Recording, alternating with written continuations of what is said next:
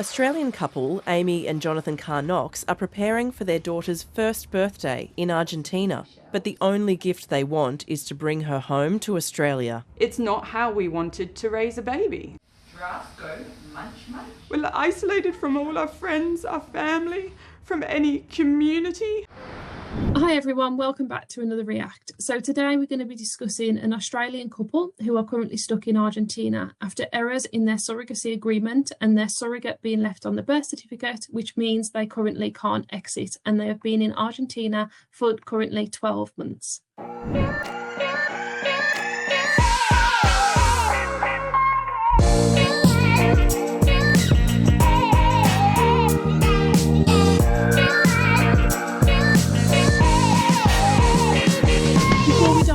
Please like, subscribe and ring that notification bell.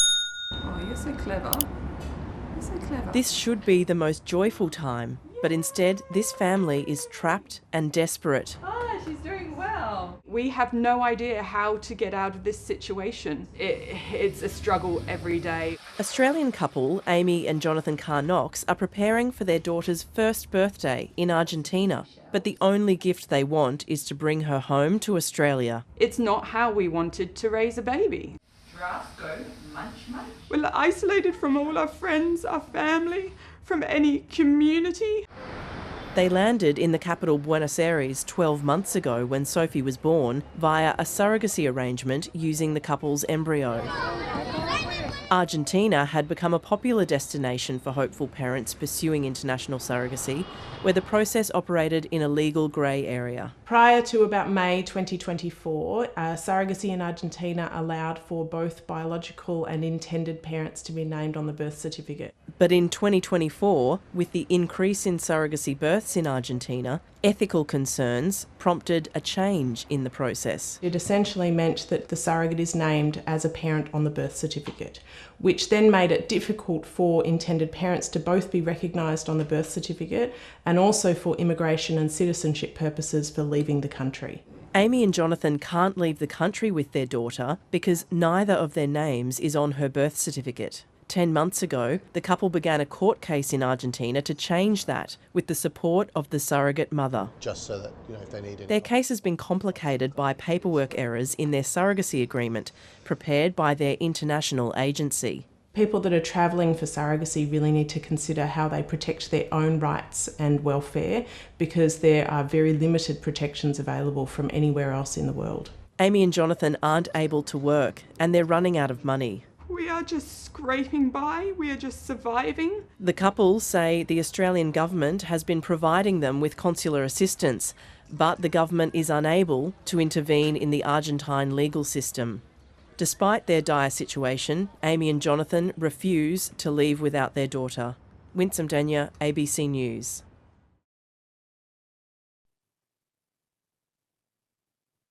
Oh, what a shame. That's so hard. I feel so, yeah. I mean, it's so awful to go through so much to have a child. And, it said that they used their own embryo. So they've gone through IVF. They've gone to a place that they thought was safe. And then to be stuck there for a year without friends, family support, it's just, it's really difficult. I really feel for them. Yeah, me too. And I suppose it's for the exit process. Yeah. It's knowing the strategies and it's knowing what's coming next, what we need to do for that end goal to then get back home to your network, for your family support and that scaffolding around you. Like, what do they then need to do next to get out? They're mentioning the support that they're going through, but now there's errors in their agreement. Yeah. But if you can't do any of that till post-birth because you don't get that pre-birth order, your surrogate is now on the birth certificate. How do you get her removed to then get you as the legal parents? You're the biological parents. Why aren't you the legal parents of your baby? Like, that must be so scary to know that you've been there a year. How do you get out of that country? Like, the fear that they must be going through now. Yeah. You just can't imagine what that must feel like. No, exactly. And I think it's, it's so difficult because, as the lawyer, Sarah Jeffords, was saying, surrogacy, there's no global agreement for surrogacy, right? Like, you have to be so careful when you are choosing your surrogacy destination, because every country has different surrogacy laws. Obviously, I'm not a legal expert. I mean, my understanding of Argentinian surrogacy law is that it is not a law, right? It was done on kind of precedence, and it was considered a good destination, but they didn't necessarily have that legal structure in place. They didn't have specific surrogacy laws outlining, who's on the birth certificate, who has parental rights, how does one get all of that stuff. And sadly, I think that's the case for a lot of surrogacy destinations, is that it's, particularly because surrogacy is so new. I think a lot of places are done on precedent, or it's a legal gray area where people do it and it's considered okay, but you don't necessarily have that really secure legal framework in place on how to make sure that you are the parent on that birth certificate. How are you going to exit that country? And then you always have to keep that in combination with, what are the laws of the country that you're going home to? Yeah. Right? It's really complex. And for a lot of parents who are vulnerable because they're they're desperate for a child, they're vulnerable because surrogacy can be really expensive. And, again, I'm not a huge expert on Argentinian surrogacy, but I think, again, my understanding is that a lot of parents chose it because it was a lower cost destination. It's hard to make those choices without becoming an expert. And when you're so, when your focus is so much on, I want to have a baby, I'm sure those parents thought that they did everything right. And that's the truly heartbreaking thing, Yeah. And like they said, with the legal process changing, and it's not pre-birth, it's all done post-birth. They would have gone into that with their eyes wide open, but surely there's a bit of a time frame on it post-birth. Like with our Mexico City pathway, there's a process and an average time scale of 8 to 12 weeks, but you could be there a little bit longer should X, Y, and Z happen. But with this case, the surrogate's now on the birth certificate. How do you get the surrogate removed? When do the intended parents then go to court to obtain that court order to then, I presume, remove the surrogate from the birth certificate to then get the original birth certificate with the intended parent's name as the legal parents? I assume that would happen. Then how does that administrative process happen with the passport, the citizenship, to allow then the child to exit Argentina to then return home? Like, how does that process happen? Because in Mexico, we have a process for that and a timeline, and we know exactly what happens when, as long as obviously everything goes to plan post-birth. So I just don't understand for this couple how they've been there for that long and what steps have failed or what steps haven't gone in the way that it should do, because that seems like a very long time for somebody to be stuck in a country. Well, exactly, because as you said, even in Mexico, where, nobody can control judges, right? There's one of the things and one of the reasons why we work in Mexico and why we only work in specific areas of Mexico is because there's a very strict legal framework. It's not based on just precedent. It's not a gray area. There's a very strict legal process, and the lawyers follow that strict legal process. We can't guarantee the timeline, but as you said, that there should, we know the averages, but that's also because if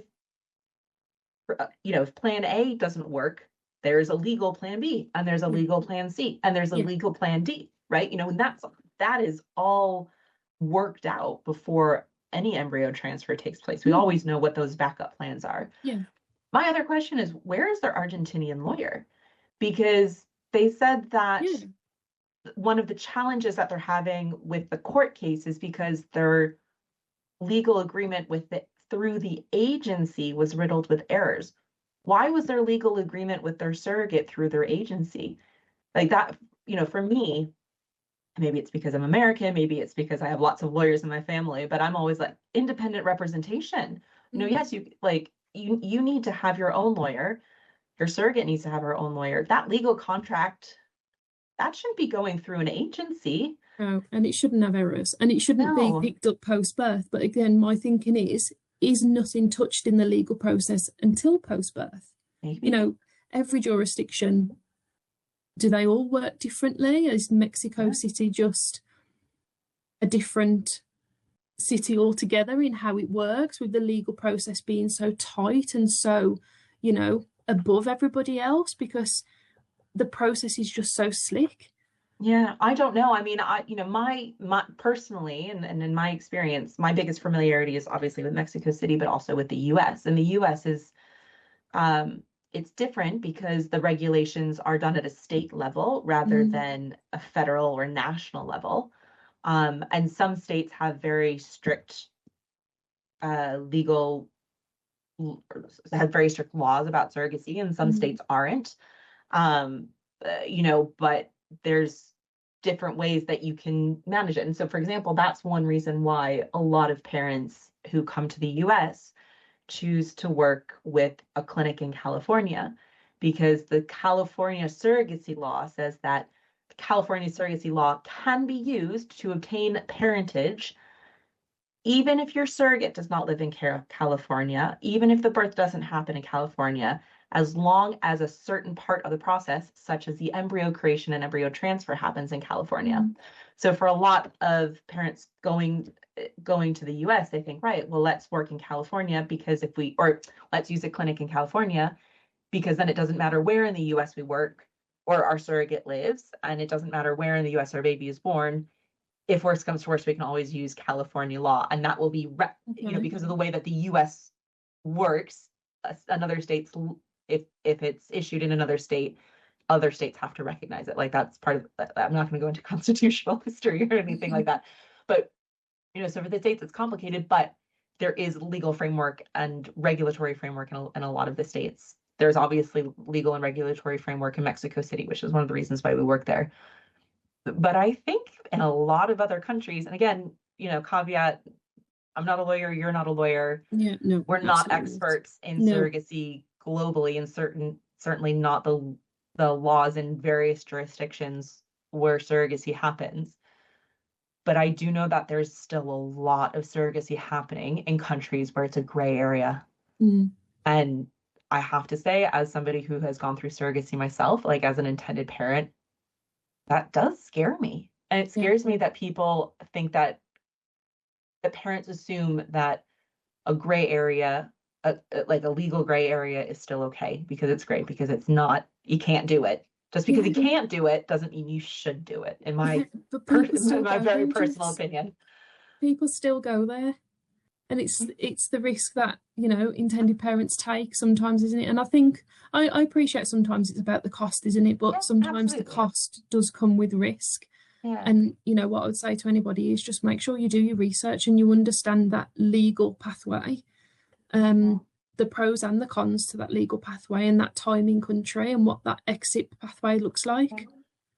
Yeah, because if you're going to someplace, just again, to kind of go back to the video, to use Argentina as an example, we obviously don't know the backstory. We don't know why these intended parents chose Argentina versus another jurisdiction to do surrogacy. However, as speculation, if one of the reasons, if one of the reasons that they chose Argentina was because in conjunction with kind of this legal gray area and the precedent, it was a lower cost destination, that probably seemed like a very valid decision at the time. But they've now been stuck there for a year without being able to work. And it's probably cost them a lot more than going to the US. I can't even imagine what that's costing them, not, financially, let alone anything else. And again, I don't want to, my heart goes out to this couple, right? This is not saying, well, you should have known better, blah, blah. You know, it's a really awful situation that they found themselves in. I just, you know, I hope other people who are exploring surrogacy and are thinking, you know, about jurisdictions or about locations that they can do surrogacy in, who are thinking, well, it might be a legal gray area, but other people have done it and it's a little bit lower cost. You know, if that's the choice you make, go, you know, with your eyes wide open, you know, this is your family, right? Like we are always about you building your family the way that you want to and that you feel is best for you. But yeah, I just hope that they take this couple's experience to heart as they're considering their decisions and their next steps. Yeah, absolutely. And each journey is different, and we know that. Oh yeah. Each journey is totally different, and no two exits are the same. Yeah. And we don't, like you say, we don't know these couples' circumstances or legalities for the exit, and everybody's journey is different. But just do your research. And I hope this couple are home now. I don't know when the story is from, but I hope they're home, they're back with their wider family. You know, they've got their baby, and you know, they will be extremely grateful for that. But you know, they just need to be now home with their family, with their friends, and back in their safe place. But yeah, it's just a shame. It's such a shame. So this is just our thoughts, our comments. You know, we're just sharing all of our opinions on this. We don't know what agency this couple is with. We don't know all of the research this couple did. But please share your comments, your thoughts, keep them kind. And please like, subscribe and ring that notification bell. And we will hopefully see you in the next one.